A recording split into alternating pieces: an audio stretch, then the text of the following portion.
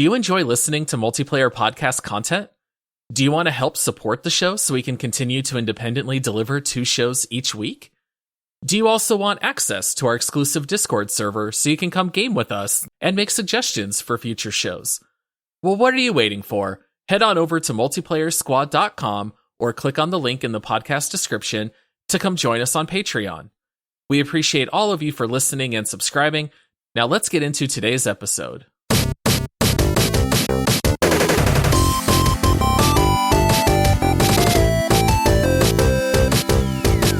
Hello, squad mates, and welcome to the Multiplayer Gaming Podcast. We are excited to have you guys here with us today while we have some family-friendly conversations about gaming. Please make sure to subscribe to our podcast with whatever app you're using, and also remember to rate our podcast 5 stars and write us a review on Apple Podcasts. It really does go a long way to help the show. Since today is Thursday, that means that we are going to be talking about This Week in Gaming. Some of it might be the games that we've been personally playing in the last week. Some of it might be about gaming news that dropped over the last 7 days. But I am your host, Paul, and with me is my expedition partner, as long as one of us didn't DC from Outriders first. It's Josh. Oh, man. So, our Outriders episode came out on Monday, and being that this is Thursday, it's nothing's better, man. I had to change my build completely so that I could play without game-breaking bugs. Yeah, it's kind of crazy. We just recorded that episode 4 days ago, and I feel like there is still so much new information about Outriders since we recorded. We could do a whole nother show at this point, but I feel like for us, the bugs have really only gotten worse. You mean for me? Right. Oh, for all of us. Yeah, but especially for you. Yeah. Oh man, dude, was it yesterday or the day before? We were trying to play. We had 3 of us on. We were amped up to conquer some expeditions. And my guy was just broken, dude. Either I was invisible, I couldn't shoot, I couldn't use any of my skills, or I couldn't move because one of my skills would break my character's movement to where I could only move around the map by dodge rolling, and that was it. Yeah. And I was going to say, it's not that you couldn't move, but you were rolling everywhere, which is not fun when your character's bugged out. Yeah, I've been having a lot of bugs lately, too. The worst one being that I will be trying to res someone, and a character will knock me back, but my little res counter keeps going. But then it completes and the res doesn't happen. So it's just another one of those UI bugs. I can never tell, should I let go and start the res again? Or is this one actually going to get through? And it can be pretty frustrating when you're trying to play in the heat of combat. Here I thought you were just teasing me, Paul. I thought it was right? this oh, I'm going to res you. No, I'm not. I'm not going to res you. No, okay, I'll res you. Yeah, and I feel like another huge change since the last time we talked about it, I was bemoaning the fact that I picked the Devastator class. And Josh, I figured out a build that's been working pretty broken, well. Man, that's what I thought you were going to talk about when you were talking about there's still bugs in the game. And I was like, yeah, how broken your melee Devastator build is. So how would you describe my Outriders style now with my Devastator build? Oh, it's just run around and punch everything in the face and smash things. It's nuts to me where I actually have to aim at things and pull the trigger and shoot stuff. I just see you just stomping across the battleground like a sheer madman, just obliterating everything in your path. And what's goofy is now, in my defense, I've been playing around with a lot of builds that I want to try to make work that are not meta builds, right? I get tired of the stupid meta builds. Every trickster is running them. It's the only viable build. And I say hogwash to that. Right. I want to invent a build that works really well that other people haven't thought about. I've always liked off meta type stuff, right? In Overwatch, I started playing Mei long before Mei got really good.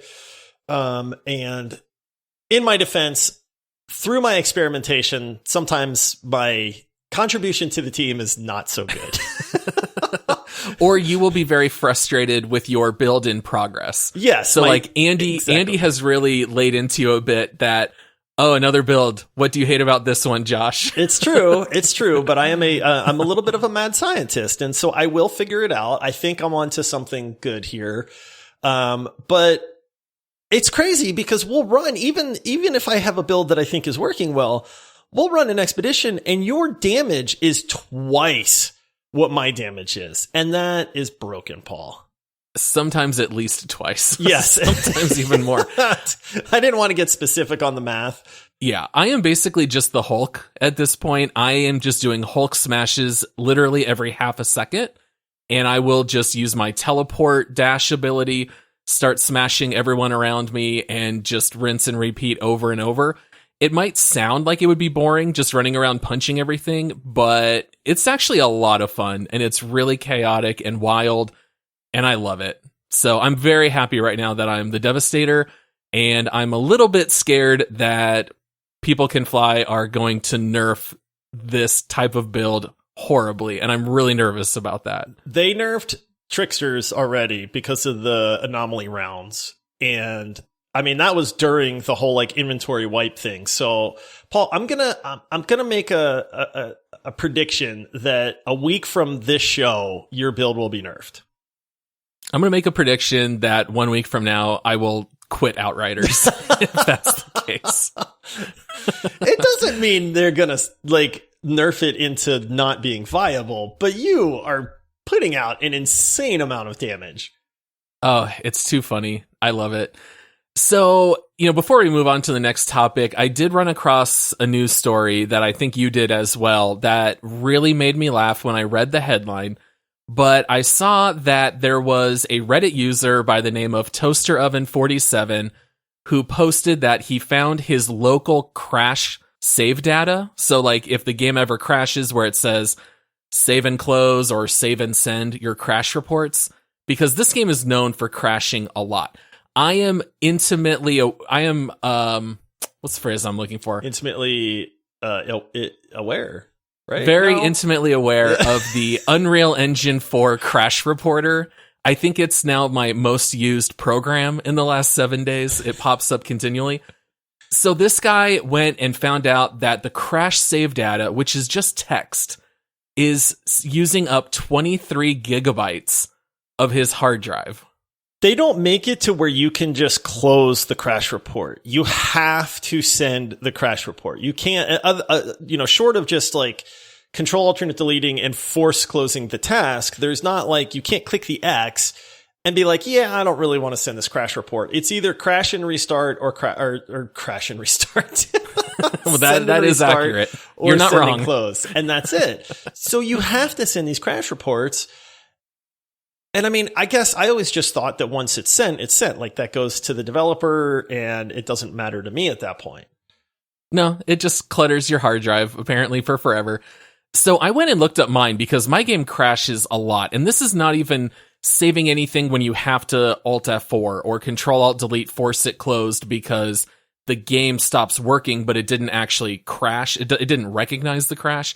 So I went and looked to see how much my folder is taking up on my hard drive, and it's 4.78 gigabytes. 4.78. Let me see. This is under the users madness app folder. Data, Oh local, my madness. Paul, How no much? lie, my crash folder is 7.41 gigabytes. I have 7.41 gigabytes of crash data. That's crazy. So I don't know why this is not some kind of temporary folder that is immediately erased when you restart your computer, but just the sheer fact that you and I have that many crashes, that we have that much saved data, and yet we're still playing the game and we're still dealing with all these bugs really just highlights how much we love the gameplay. But People Can Fly, please just debug and figure this game out because we just want to play without all the random crashes. I don't think it's too much to ask for. My best date of crashes was on 4/8. I had 7 crashes between 8:13 and 9:26. I crashed 7 times in an hour. Oh my goodness. Man. Yeah, I mean, it is a testament. like we even talked about it after this recording. We're going to play some more. I'm having so much fun with this game. I haven't had this much fun on a release in a while. Cyberpunk super bummed me out and disappointed me. So it is a testament that we continue to just want to play this game instead of like shelving it for a month and then coming back when hopefully they fix things. But I mean, the other day it was frustrating. Like, honestly, my character was so broken. I couldn't play in any semblance of normalcy. It does get frustrating, but even with that frustration, I'm still looking forward to playing. And so it is a testament to the game. I mean, honestly, there's not many games out there that could have these kind of issues and still elicit that kind of response.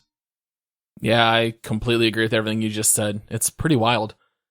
So this week, when we are not playing Outriders multiplayer, I wanted to have a single player game that I could turn to. And previously it was Hearthstone Battlegrounds, but once I hit that new milestone of my SR, I just haven't touched it since. And so I decided to pick up another game that I just happened to run across on Reddit, and it's a game called Not for Broadcast. Have you ever heard of this game, or do you know anything about it? I have never heard of this. I have never seen this game mentioned anywhere. This is, I'm assuming, an indie developer Paul type game. Kind of. So it's not like a normal game per se. It's more of a simulator, but basically you are running a broadcast booth for a news channel. And so as they are doing interviews for the news and they're running segments, you control what cameras are being used. And then the best part of the game is when you have to censor the content that would not be okay to go over the airwaves. So you are hearing the interviews in real time, and then the actual tape is about 2 seconds delayed, and you can hear both in your headphones. And so as you hear stuff come through, you have to edit the content and change the cameras. You got to show whoever's talking, but then also turn away from people who might be doing something inappropriate. And I actually ran across just a clip of someone who had played this game, and there's a guy who's wired up with his mic. And apparently the battery pack starts shocking his private area and he starts screaming. It's shocking me. And he's cursing and he's describing where it's shocking him over and over. And the guy who was playing is just cackling because it's just so funny as he's editing every time the guy is cursing. And then it shows one of the interns run out, and they're like trying to remove the battery pack. So the guy's standing there in his boxers because he has to like pull his pants down.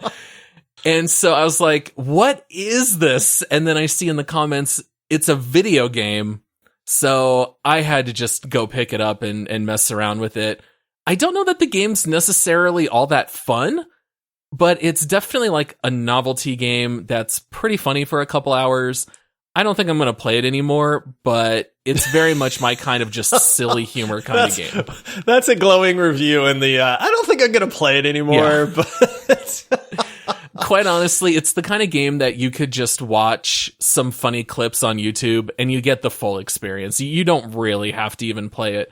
But what a funny idea for a game. I thought it was pretty clever. I'm watching gameplay footage of this game as you're talking, and it legit looks like you're in an old school, like 70s or 80s, like broadcast booth, and you're just controlling the buttons to like control what's on screen. And then it's all live actors and these weird recorded live skits and stuff.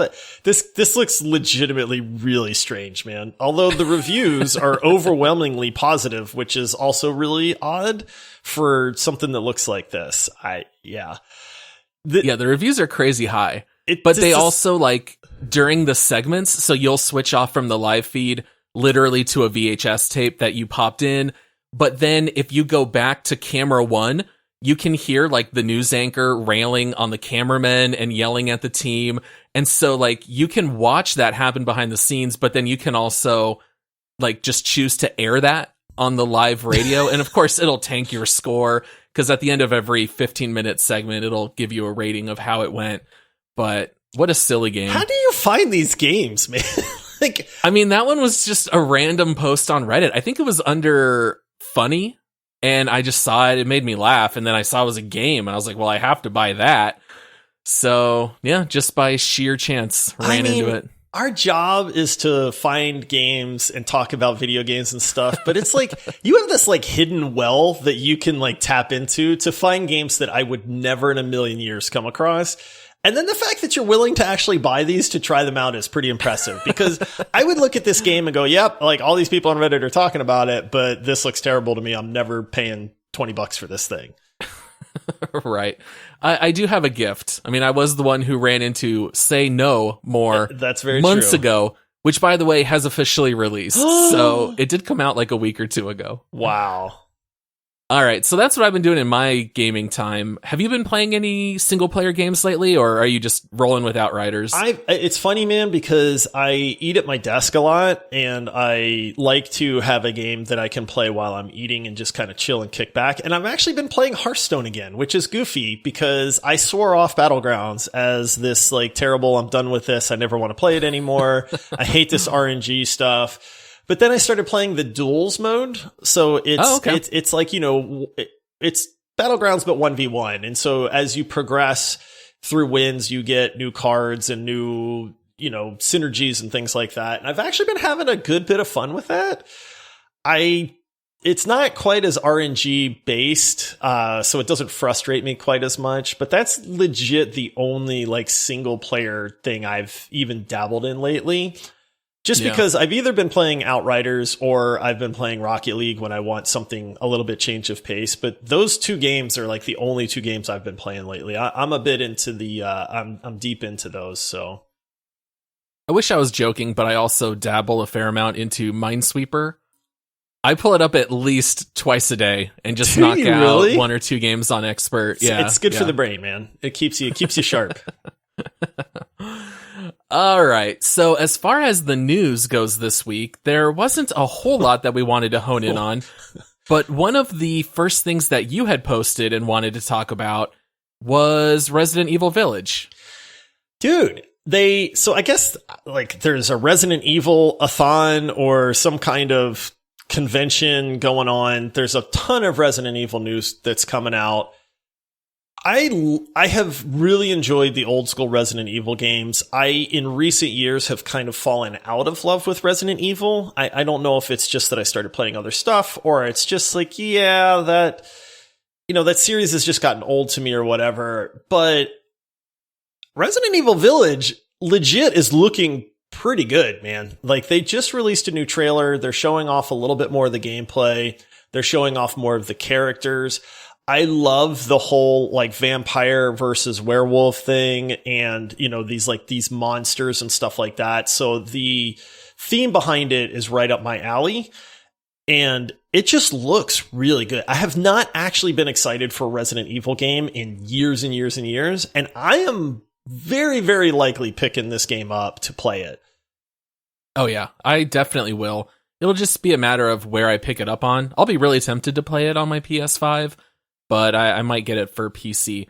I think the last Resident Evil game I was actually looking forward to was 5 because of how good 4 was.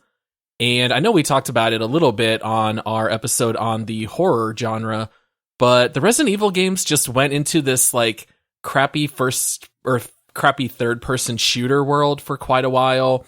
And it seems like after 7, they've kind of gone back to their roots.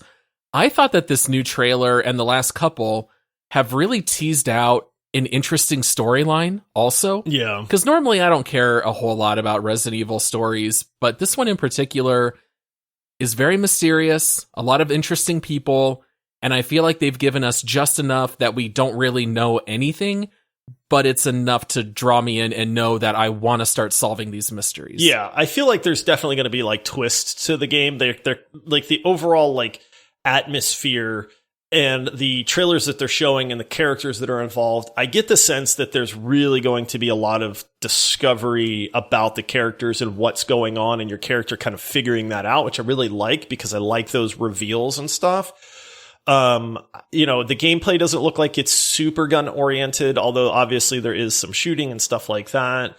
But I found myself really interested in all of the scenes where there's talking and, there's the lady Montesquieu, or what's her name again? I totally butchered that. I don't even know how to pronounce it. Yeah. But you giant vampire lady. Yes, giant vampire lady. But you know, anytime like she's talking on the screen to your character, I'm like legit like paying attention, like, ooh, what's going on right now? And that's just a trailer, so that's a pretty good job of them to suck you in over like a 3-minute trailer. Ha! No pun. Vampires. But inadvertent puns are the best, man. Yes.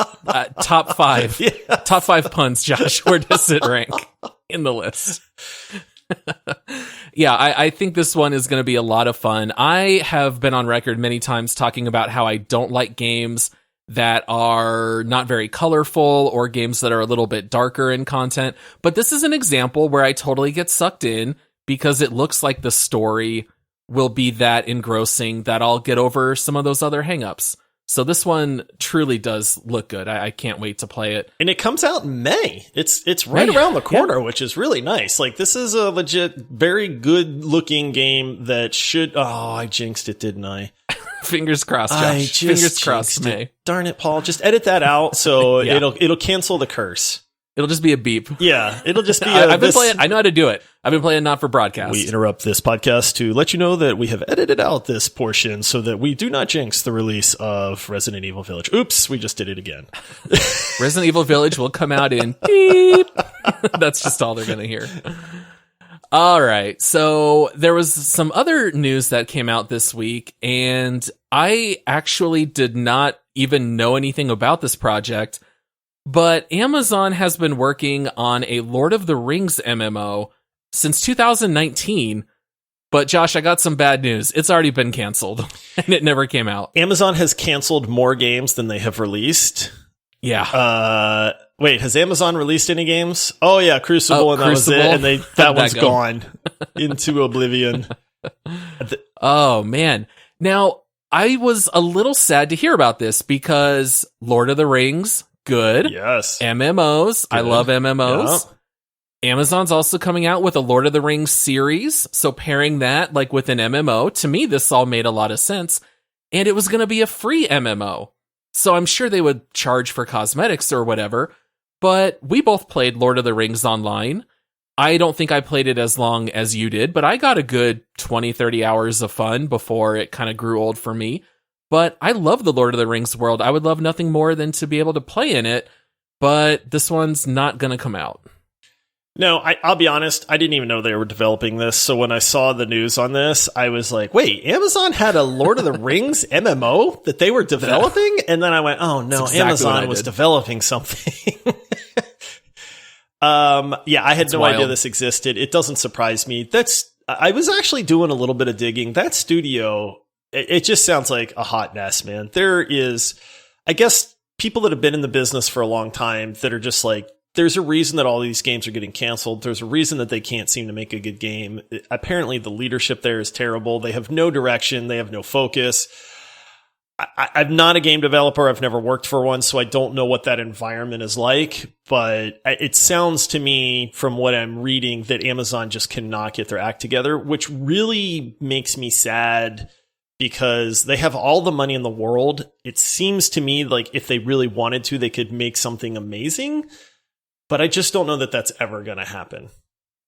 Well, and we know from time that it's not just money that makes a good game. It's passion. It's the right people. We've seen really small indie games blow us out of the water just because it's high budget doesn't mean much. But you're definitely right that Amazon just has unlimited funds. Because, as a side trivia fact, do you know how much money they have already spent on producing one season of their Lord of the Rings show? Ooh, I actually know this. $465 million. $465 million. That's $500 million, Josh. Which is what, 8 episodes? Is a season? I don't know if they've said how many. It can't be any more than like 13. Because like Showtime shows sometimes go 13. It's not going to be any more than that. I mean, it better be incredible. With that kind of budget, it better rank up there with the actual like original Lord of the Rings trilogy that, that Peter Jackson did, right? Okay, I was going to say. Yeah. If it does, yes. Yes. But I don't know, man. We'll see. I'll definitely watch it, but $500 million. I'm pretty sure Game of Thrones had a budget of something like 85 to 100 million a season. I just can't imagine a show costing 5 times as much. It because better be pretty good. They actually have a real life dragon. They've brought them back. They've genetically engineered them. They've trained them, and there's a real life dragon in the Amazon Lord of the Rings series now. I fact checked you, and the internet says that is correct. Yes, his name is Greg. Yes, Greg confirms. All right, and then another story here. We might be getting a new Super Monkey Ball game. Oh, Josh? Man, I got excited about this one when I saw the news on this. Now, this is not super confirmed. The story behind this is that the Australian rating board, I guess, posted an upcoming rating review or something along those lines where they had announced this Super Monkey Ball. Is it Banana Blitz? What's the Banana Mania? Banana Mania. So the listing was for Super Monkey Ball Banana Mania, which sounds like Sega might be reviving the Monkey Ball series. Yeah, and it's about time. It was promptly taken down, which is thus leading people to think if Sega reached out to them and said, "Hey, take this down," there might be some truth to this. I would absolutely love an online Super Monkey Ball game that you could play with friends, over the internet competitively. That game was those games were great, man. The controls on it, the competition on it, they were just really well done, just fun games. I wasn't 100% on whether or not you had actually played it. So did you actually do a lot of the multiplayer Super Monkey Ball stuff? I did it like couch co-op type stuff like back in the day. I'll be honest, I want to say it was like Nintendo 64? I don't remember the platform. I think GameCube might have been was the first one. Yeah, and I loved the single player. The single player was great. That was basically like a labyrinth, but in a video game, and you would control your monkey, try to get it, through the maze into the hole. That was fine. But it was the multiplayer modes that were so incredibly fun. So one of my favorite memories growing up was playing Monkey Target, where your monkey would go down a massive ramp, fly into the air, and then it was basically like controlling an airplane, and you would have to fly around and grab bonuses out of the air, and then there was like a giant dartboard laying in the ocean. And you would have to close your monkey's ball. They would still have some perpetual motion. I remember and you'd have to try to angle and land it. You were bringing back memories from the recesses of my brain, because I remember the big floating target out in the water as soon as you started talking about that and trying to land. And it was so hard to land because your guy would roll if you didn't do it properly. Oh, yeah. Now, I was like a master at Monkey Target because I would just pull straight back. So basically, it was like your engine would stall and the game would start beeping and it would say falling down or something like that. But you could kind of aim it right and then start to stall, and you would just land really gently on the targets. And my wife hated playing Monkey Target with me because I was so good at that. But then my wife would win every game of Monkey Fight, which was just monkeys with boxing gloves, and you would try to knock each other out of the ring. And she would win every game of that. I would win every game of Monkey Target. We never had any good competition. Yeah. Yeah, I'd love to see this series come back. It makes a lot of sense. Again, this is not confirmed. It was, there's people that think, hey, Sega told them to remove it because it's not being developed and they didn't want people to get excited. But then where did the Australian Commission come up with the name? Like, if it's not being developed at all, I find it hard to imagine that they just invented this name as well. It's just one rogue employee who really wants it to come back and thinks if he posts it, hey, people are going to talk about it on their podcast. Maybe it'll make it happen. That's right. Yeah. So yes, unconfirmed rumors. I really hope that this comes out as confirmed soon. I would love to play more Monkey Target. I don't know why it's been so long since we got our last one. So I really do want to see them bring it back. All right. Well, thanks for joining us here for This Week in Gaming. If you would like to help support the show, that way we can keep releasing 2 episodes every week. You don't hear any ads on our show. And if you want to help support it, so that way we can keep doing what we do, you can head on over to multiplayersquad.com, where you can become a Patreon supporter, which starts off as low as $5 a month, gets you a ton of cool perks like being able to join our exclusive Discord server, where you can come chat and game with other people who love the show, along with me and Josh and Todd. And so we'd love to have you there. And then you can also find us on social media at Multiplayer Pod. If you have any suggestions for future shows or any comments, we'd love to hear them. So come hit us up on Twitter, Instagram, whatever you might be using. And then we will be back with our next episode on Monday, which will be for a little game called... Can't remember the name. It Takes Two. But don't we have a bonus round coming up first? Or wait, I don't know. Who knows what's going on with this show? Coming up on Monday, you're going to be getting a bonus round episode. Well, we don't know what it is. We don't know what it'll be Surprise! Yet. But we will be back with that on Monday. See you guys. See you guys.